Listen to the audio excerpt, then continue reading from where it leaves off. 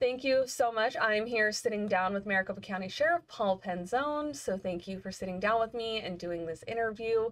I just kind of want to start off with, you held a press conference and you gave some really interesting data. So I just want to really dive more into it and what your thoughts behind this data is, and just kind of take a deeper look. So I want to start off with inmate deaths and MCSO.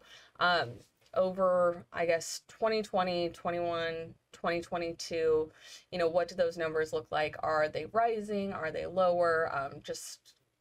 Yeah, I think it's important to make sure I give it context, which is this. Anyone who comes into our care and custody, meaning they're incarcerated in our jail system, we recognize and own the responsibility of making sure we do everything within our powers to facilitate their health. And when I say that, it's not just the sheriff's office, because we have a partner, and the partner is called Correctional Health Services. So Correctional Health Services are doctors and mental health providers, nurses, who work under the authority of the county manager. So there's this cohesive partnership in the jail. And the objective is to make sure that we facilitate the judicial process, get people to court and sentencing, things of that nature, but also do everything that we're capable of doing to ensure that they leave healthy. Now, that's a big ask.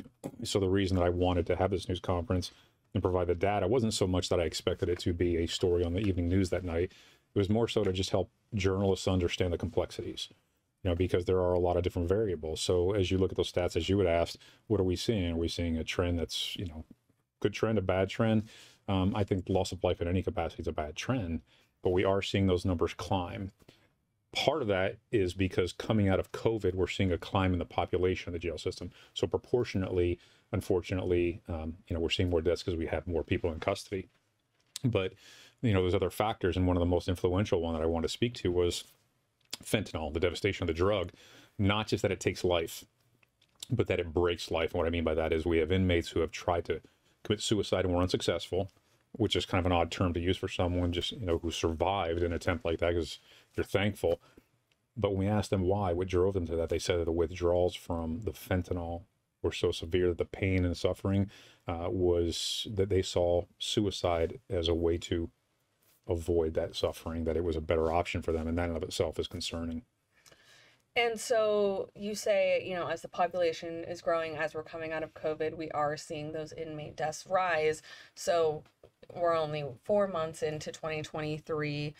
I know you don't have the data in front of you, but would you say for 2023, we're on track to beat 2022's numbers, or is it declining? No, I would say that if we don't take some significant steps, not yet determined, and as I say that is, it's not as though we haven't tried and implemented things. Even a few years back, I put together a task force to focus solely on why did we see inmates attempting to commit suicide? Were there certain variables or factors that were putting them at a higher risk that we could maybe intervene sooner? So this is constantly a fluid process, but I would tell you that if we don't find a way to really mitigate the efforts by inmates to bring drugs into the jail system and do it in a manner that is beyond our ability to stop from having, meaning that they put it in places in ways that we don't have access, this could be a really, really difficult year. It could be a lot of loss in life in the jails. And as the sheriff, that's my responsibility to make sure that we do everything possible to stop that from happening, to help people where they are, and to make sure that when they're in our custody, that we're caring for them to the best of our ability. And I know you said the efforts to try to curb this are undetermined at the moment, but in your capacity as sheriff, do you have any recommendations of how you would like to see this approached, or people you would like to work with to get this done? Yeah, one of the first steps, that's a great question. So I say undetermined. We have implemented different things along the way. And as you know, just recently, I even went as far as to purchase body scanners for staff, any and all staff coming to the jail, to make sure even if anyone attempts that again, that we can hold them accountable and stop it from happening.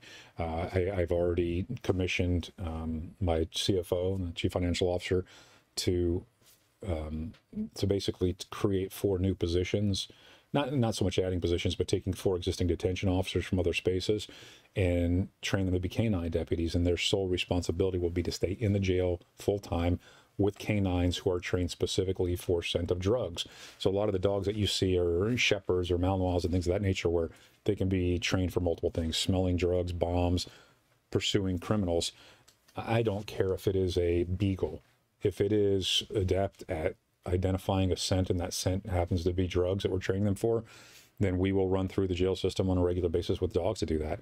We're also, I started kind of I hate to use the word task force because it's so overused, but a working group that we will meet every single week, and I'll participate in it, to consider every possible step, measure, tactic, resource available to stop the drugs from getting inside our doors. And, you know, what is my goal? It's probably unrealistic. My goal is to have a drug-free jail, excuse me. And we will work in that direction.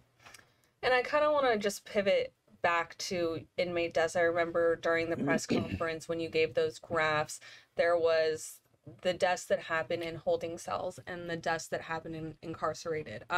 Where are you seeing the most deaths? Is it holding cells or incarcerated population? Well, normally the holding cell in that process is the most at risk, the first 24 hours. You know, part of it is their health conditions coming in. Part of it is how impaired were they when they came. Did they try to bring excessive number of drugs in and were exposed to it? So usually those first 24 to 72 hours are the greatest risk. And they're also the greatest risk from the context that inmates suffer the greatest level of anxiety. They're the most, I guess they're in this space where the addiction, the withdrawals, the anxiety of being incarcerated, all those elements come together. And if they're going to self-harm, usually that's where we have to try to identify it as quickly as possible and intervene. So I couldn't tell you the exact number where the balance is, but I could tell you if we can mitigate it in that first 72 hours, the likelihood of it staying through their custody probably enhances. And so you mentioned that, you know, that is one of the most, I guess, dangerous and vulnerable times for them is those first 72 hours. So what is the protocol? How long are they in the holding? Is it 72 hours? How often are they checked on? What is that protocol? So normally your walks are about every 15 minutes. Once they're placed in the jail system on a more long-term basis, the walks are usually anywhere from every 20 to 30 minutes. In the initial area, we're trying to do it every 15 to 20 minutes tops, but we may look to determine how we can increase staff and actually reduce that to, say, every 10 minutes or so. The thing about the first 72 hours is that's when an inmate will determine by the hand of the judge if they're going to stay in custody or if they're going to be released. But a minute could seem like a day to a person who's suffering and incarcerated and has a drug addiction. So what we view as a certain time frame feels considerably heavier for that individual. So it's not just about the detention officers, their ability to look after, to care for, to do those things. It's what other experts can we bring into the organization to almost, I'll use the word triage, and I'll give you the example. I was just in the intake jail not too long ago, the ITR, and you see, 50 people sitting, waiting, some laying on the floor, some sitting in a chair trying to get comfortable, sleeping, some physically ill. Now, we have to find a way to change that paradigm, that dynamic in that space to make it one that is more healthy in a holistic fashion. Have a person whose sole job it is to walk around and just check on you, tap you on the leg. Are you doing okay? Do you need anything? Can I get you some Gatorade? And I know that sounds really soft. Like it's people that are going, you're a sheriff, they're criminals, I get that. But that's somebody's family member, and justice has to be served, and justice means how we treat people, because that defines who we are as an organization. So how can we ensure that we build a relationship where they feel comfortable in expressing any challenges that they're having, whether it's health, whether it's the addiction, whether it is mental illness, and see us as an advocate, not an adversary, because then we can more readily get them the resources that they need. So I think we have to change the manner in which we're engaged in that space. And that was the intention of that facility. It's direct supervision, so it's more relational in nature. But I do think staffing challenges have made it harder for us. And is this facility that you're talking about the one that you showed us within the press conference, where it was, you'd see some people in the jumpsuits and some people in regular clothing, and it was a very, almost like a communal areas? Exactly. Okay. Yeah. I wanted to make sure I was... Yeah, and there were two stages, and I appreciate that you saw that. The first is where all the agencies bring the inmates in, and they're not yet truly in our custody, although they're in our facility. Then once they're transferred and we take full custody, then they go to that secondary area that you saw, and that's before they'll see a judge and potentially get released or held on bond. So it can be a very complex space to manage. Mm-hmm. And so throughout, us talking right now, you've mentioned the issues of fentanyl and drug addiction and how it's plaguing your jails. We've talked about how it is, just really affecting the community, especially in Maricopa County. So when it comes to these inmate deaths, where does, I guess, fentanyl use or drug use fall? Is it high on the inmate death scale, cause of death? I guess with suicide as well, it's kind of intertwined there. Can you elaborate on that? It is, you know, I don't have the exact numbers, but I would tell you just theoretically, or what I know, it's the greatest contributor to the loss of life. It's hard to talk to a person who committed suicide to determine why they did. As I said, some that were unsuccessful, we learned that it was from the withdrawals. But fentanyl is the most prominent drug coming in right now. And when our detention officers have to do something to try to save a life, deliver Narcan or CPR, something of that nature, it's not just one hit of Narcan. Sometimes it's 2, 3, 4, because the drug is so powerful. And now what we're seeing is there's hybrids of the fentanyl with mixed with other drugs, where the Narcan isn't as effective in saving that life, but it's more highly addictive for the user. So I see it as I said in the news conference, the greatest threat to public health and public safety right now that we face in the drug realm. And it's not something that can be solved in the jails. This is what's so hard. When I say this, I think that people feel as though I'm using it as an alibi and an excuse, and that's not the case. It's just trying to be honest about the issue. And the issue is this: the drug problem wasn't created, doesn't exist in the jails independent of society. There's a drug problem in society, and we just happen to deal with the population most at risk, most vulnerable, most abusive, and most skilled with criminal intent, meaning learning how to get the drugs in there. So I just want the community at hand to understand what we're dealing with and why it is so difficult.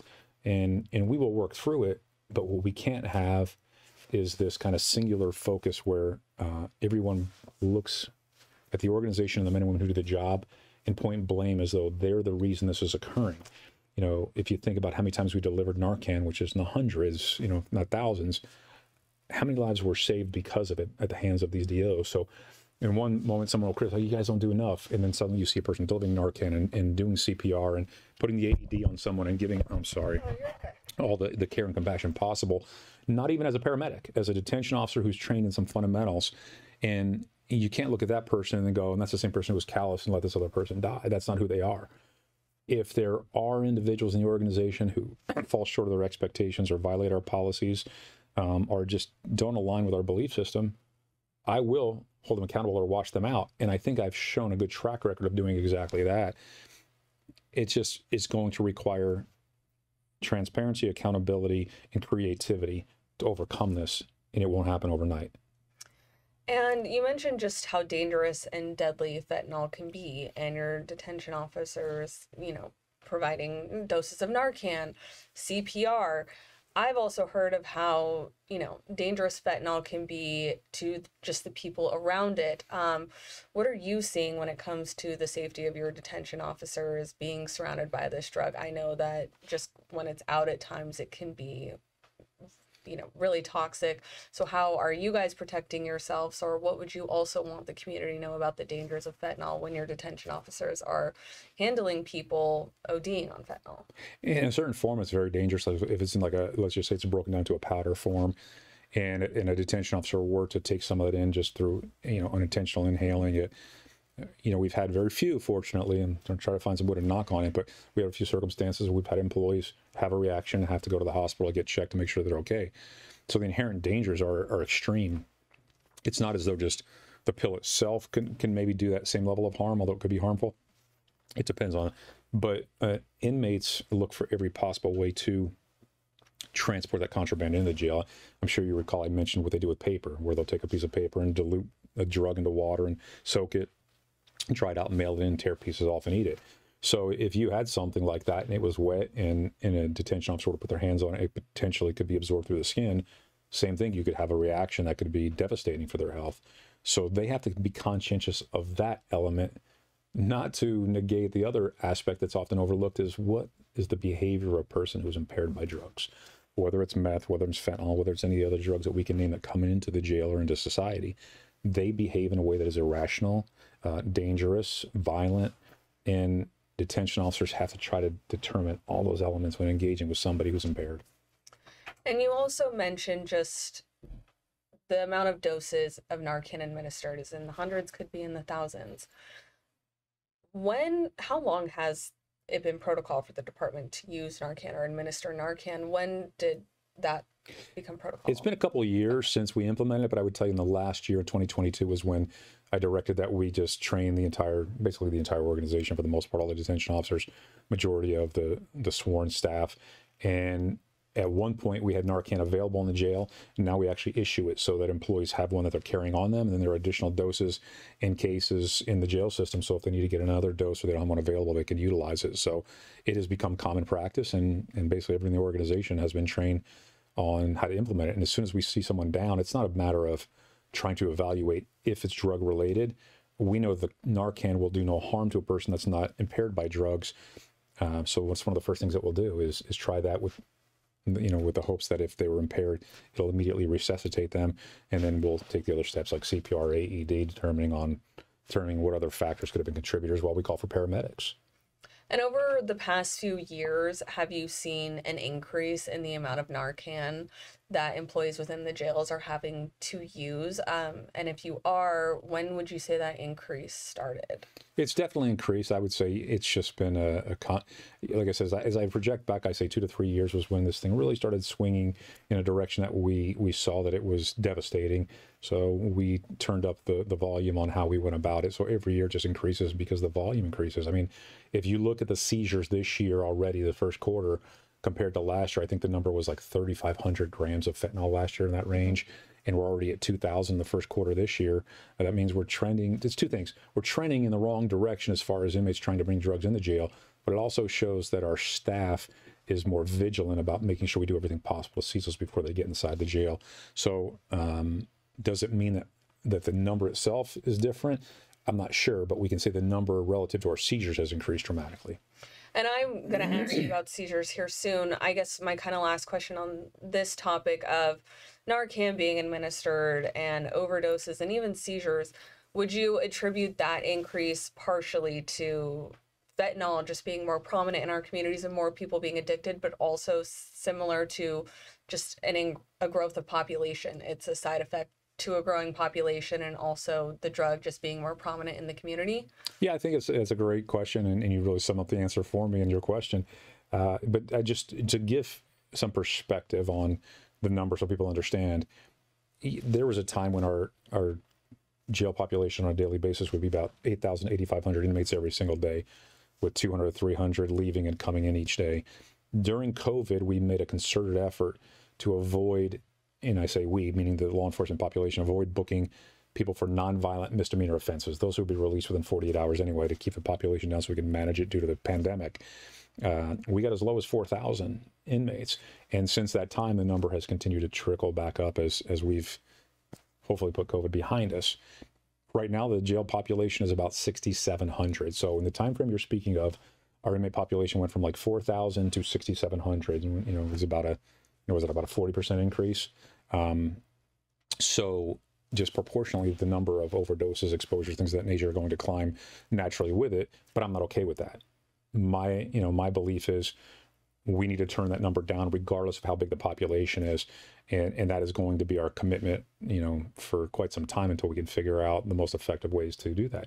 And it means working with the prosecutors, understanding, are there tactics or techniques that we can lawfully implement that don't violate someone's civil rights that would help us more successfully recover contraband from places that historically we don't have access. And just, this is kind of a side note, as you were mentioning that when you had the 8,000 population, now you're at around 6,000, what were the staffing levels? What did they look like when you had? Another great question. Prior to COVID, if I were to estimate, say, 2,700 positions solely for detention officers in the organization, prior to COVID, we had 30 vacancies. We were actually going to, for the first time in the sheriff's office history, hit 100% staffing in the jail system. And COVID hit, and we weren't able to run academies or recruit and do some other things. And a lot of folks just decided that environment was not healthy for them and their families, and they chose to resign. So right now we have over 600 vacancies. So we went from 2,700 strong to 2,000, 2,100, while the population has grown. So there's a conflicting variable there that means more work for the detention officers, more responsibility, more hours, and quite frankly, less gratitude and appreciation. And that was one of the motivators for me to hold that news conference, because when you're in public safety and public service, your fuel isn't your paycheck. Your paycheck is important and cares for your family. Your fuel is this gratitude from the community that they appreciate the sacrifice you're making in what you do. It's being purpose driven. Like for you, if you come in and people say your stories are wonderful, I appreciate so much what you do, you feel good about it. You know, your paycheck could be nice, but people go like, gosh, your story was terrible. I didn't enjoy it at all. What are you doing? It can break your spirit and make you question why you're in that field. Ours is no different, maybe even more magnified. So my intentions with the news conference was just to let people know the job is hard. Doesn't mean that we have excuses for the failures or the things that we should overcome, but it also means understanding that we're human. And so I kind of want to move into drugs being seized. That was a big portion of your press conference. You explained how people are maybe getting them in.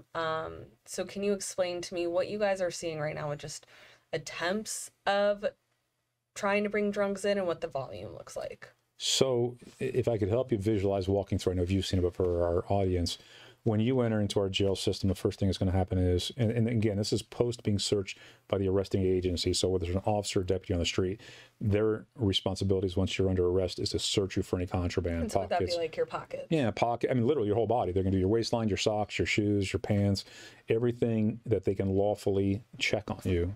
And then they're going to bring you into the jail. Once you go in the jail, there's a body scanner. Now, I think that a lot of people believe that body scanners are like x-ray machines, that if you had something in a body cavity that it would expose that. That's not the case. Body scanners only show what is on the peripheral of your body itself. Is there a foreign object on your body somewhere outside of it that is identified, and then we're going to check that area and recover it. So if you're wearing a jacket, and the jacket has a liner and there's something inside it, it would pick it up. Then you're going to go from there and you're going to go to the wall. And at the wall, one of our detention officers is going to conduct a search of you, which is a pat down. I say the wall just because if you can visualize it as a wall with some padding on it, we'll put you there and we'll check you again just physically. Your property then goes through an x-ray machine. So you're going through is basically 4 levels of search. And what we can't do is check inside your body cavities. And I'll be respectful by using that term, but you can imagine what that means. So although our detention officers try techniques where maybe they're going to have you, kind of squat down, cough, whatever it may be, to see if that natural human action will force a foreign object out of your body. But if it doesn't happen, there's nothing else that we can do absent probable cause, meaning how do we definitively articulate that we believe you have contraband on you to write a document to a judge who would then say, okay, I believe you, therefore you can do a cavity search. Absent that, the person is now in our jail system. So the reason that we're seeing such a high volume is I've seen seizures where someone brings 200 pills inside a sandwich baggie in their body into the jail, and then we end up recovering it at some point in stage later on. Sometimes it's at intake, sometimes it's during the pod searches, which we do extremely aggressively now. Aggressively, not like we're harming anyone, but the resources that we dedicate when we rush into a pod now and secure it and then search. So we're seeing an increase in the seizures in the pods also. I was going to ask you, during the press conference, you mentioned part of the increase in seizures has been to more aggressive efforts. What are the aggressive efforts? You mentioned the pods, but can you give me an example of how those pod searches are more aggressive? How is this happening? So imagine that you're an inmate in the jail system and you're subject to a random, I'll say aggressive search, but so a pod could be a 2-level room. It could be a single-level room with a bunch of bunk beds, like in a dorm style, whatever it may be. But you could have anywhere from 25 to 100 inmates in an area. We will send a SWAT team in, we will send in our special response team, and we'll send in detention officers, and they will go in and just force everybody into a place where you're secured. You can't get rid of contraband, you can't pose a threat. We'll even use the canines to make sure we control everyone, because if you're an inmate and you have hooch or you have illegal drugs or anything at all that you want to keep from us, you could potentially become violent because you're upset and you're trying to keep that from us. So we have to stabilize and secure the area, and then we will turn over every mattress, every personal item, everything inside that area, searching for drugs. And what we're trying to do is make people so uneasy with the fact that it could occur that you're less apt to try to hide something. And it has to be part of our regular routine, and it has been for some time, and it's been very effective, but I'm still figuring out ways to expand on it. But more importantly, figuring out ways to stop it from getting to the pod, stop it at point of entry. Do you have any things in the works of how you plan to stop it from getting to the pods? Well, as we look at, as I stated earlier, bringing some canines in, I'd like to have at least 1 or 2 that work on a rotation right at intake. Mm-hmm. And what we'll have to determine is how strong are their olfactory senses that if you have something inside your body, can they still pick up on the scent? How effective is it? And if not, what can we do to facilitate that in a way that when you come through the door and you see there's a canine and some other searches, and you know one of two things is going to happen. I'm either going to give this up willingly, or I'm going to face more charges in some capacity, because I'm trying to bring it into the jail system. My hope is that people make the right decision. But desperation is a powerful thing, and desperate people will do, unthinkable things to try to keep their addiction going. And in January, and you, I think, briefly touched on this, of you feel, you've been transparent, you'll, handle things when they happen. In January, we heard about the detention officer who allegedly attempted to bring drugs into the jail. Have there been any other investigations into this happening, or have you looked into any other situations of that? No other ones, but what we have done is we've expanded the capacity of the unit that actually intercepted that. So I work with the county attorney's office, Rachel Mitchell, who's been a phenomenal colleague, and she's assigned 2 people from her office and a prosecutor. So we're trying to build it's called a jail crimes unit, and they're the ones who investigate any crime that occurs. If there's violence or some other crime in the jail, they're the ones who track things like the mail and the phone calls, and they try to be proactive in intercepting and stopping crime before it occurs. So we've expanded the size of that unit.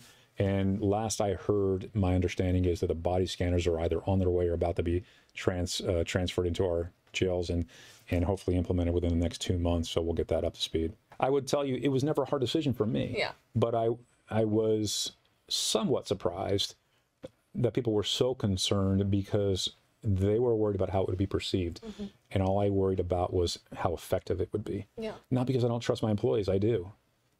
But I don't trust the one who slides through the cracks and gets in the organization that will do harm to others, not only physically, like literally, but harm to the reputation of those who do the job the right way. So what is the downside to being that transparent? I don't think that there's any. So I hope that what it does is it just kind of changes the mentality, the culture of how committed we are, every single person in the organization, to rooting out drugs in the jail. And when you talk about the body scanners, I had done a sit down with newly appointed director of the Arizona Department of Corrections, Ryan Thornell, and we talked about, drugs being brought into the prisons and if it is being done by staff, and he told me he is considering implementing similar body scanners as you, and that you guys have had conversations, but he wants to have more conversations with you about what you know here locally. You've been here longer, you know the state. Have you guys met within the past month or so, or had any more conversations about, implementing these scanners?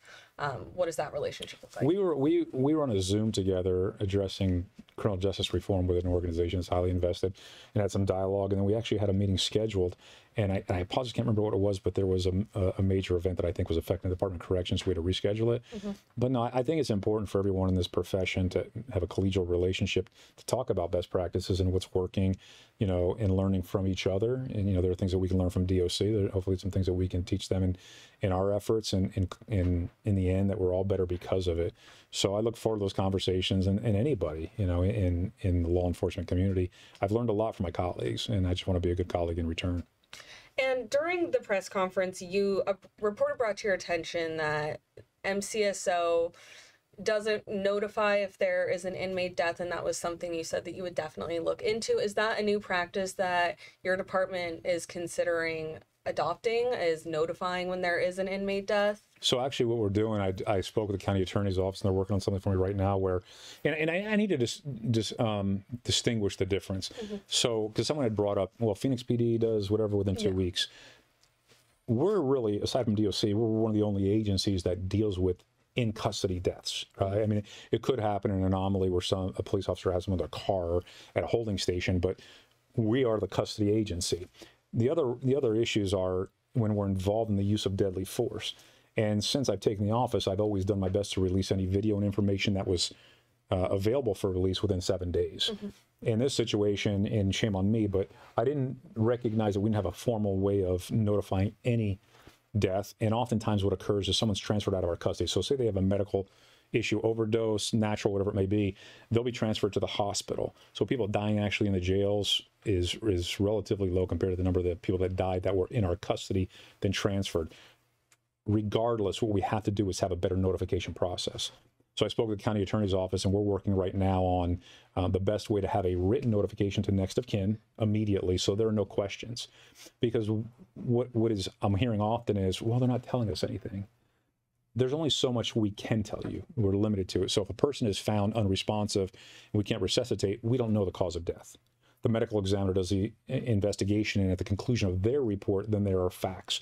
Prior to that, we can't, because we don't have the information, nor are we responsible for the investigation.